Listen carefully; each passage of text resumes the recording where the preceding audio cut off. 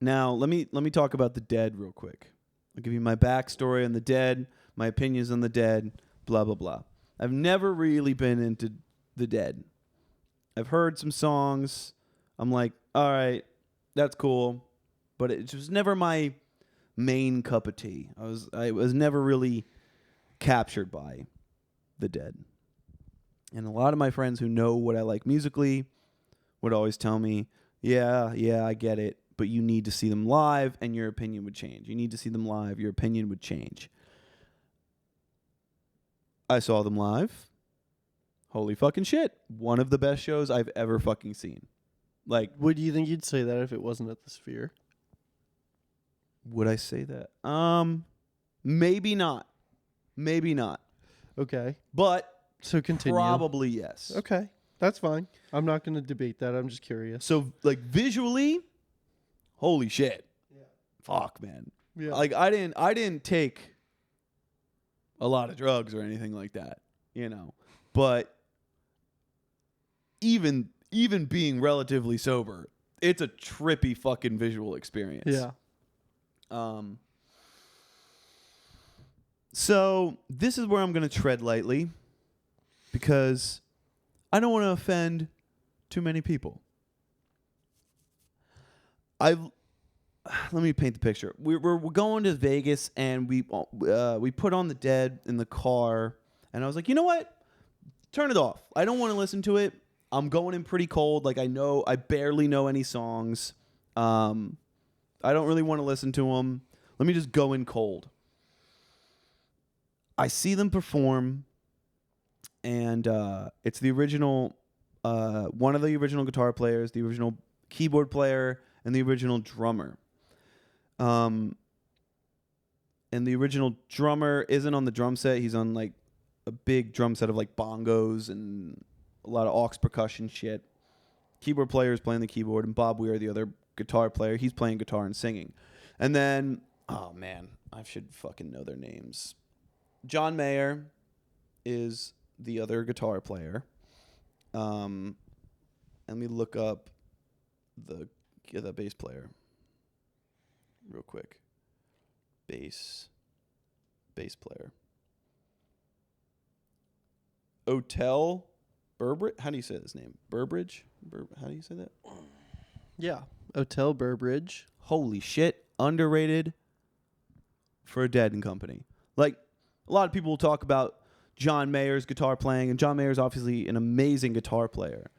But the bass player, holy shit, he adds so much to that show that I don't think enough people appreciate. I didn't grow up listening to the Dead. I think I like Dead and Company better, and I know it's a hot take for some people, and it's not that hot of a take for other people. I understand that Jerry Garcia really laid down that foundation, but the way I described it is that the Grateful Dead created the canvas for Dead and Company to thrive. The new bass player, John Mayer, the new guitar player, and then the new drummer. I can't find the drummer's name. They take that show to a new level.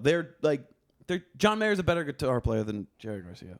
It's like a hot take for some. Did you hear that? You fucking dumb hippies.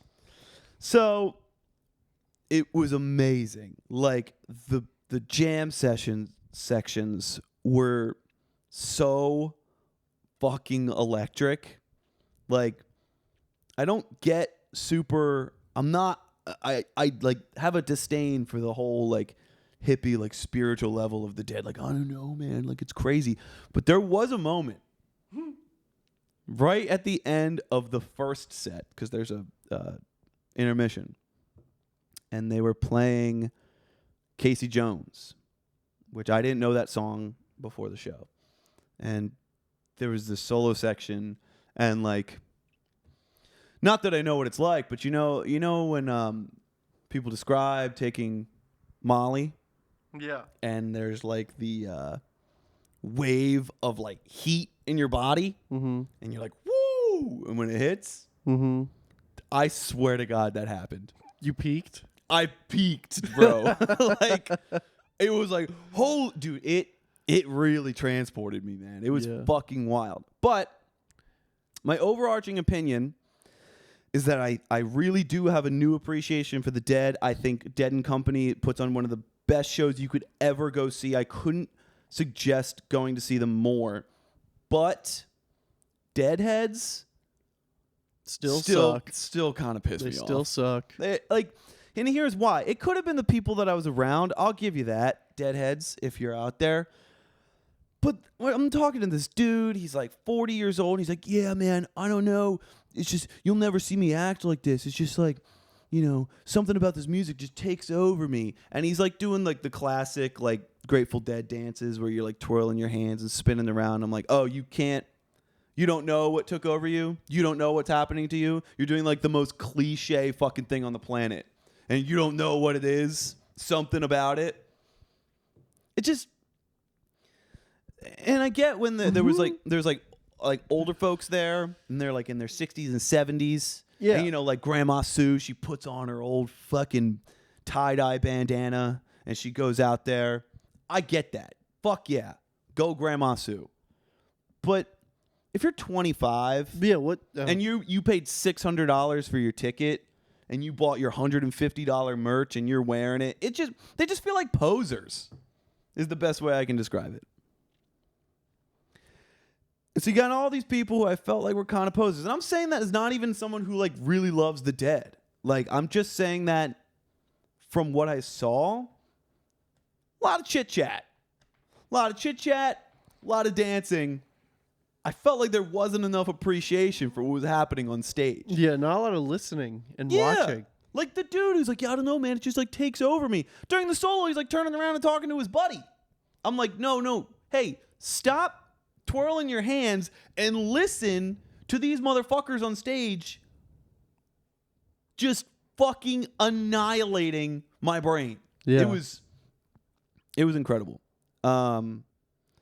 So I still think Deadheads are kind of fucking annoying.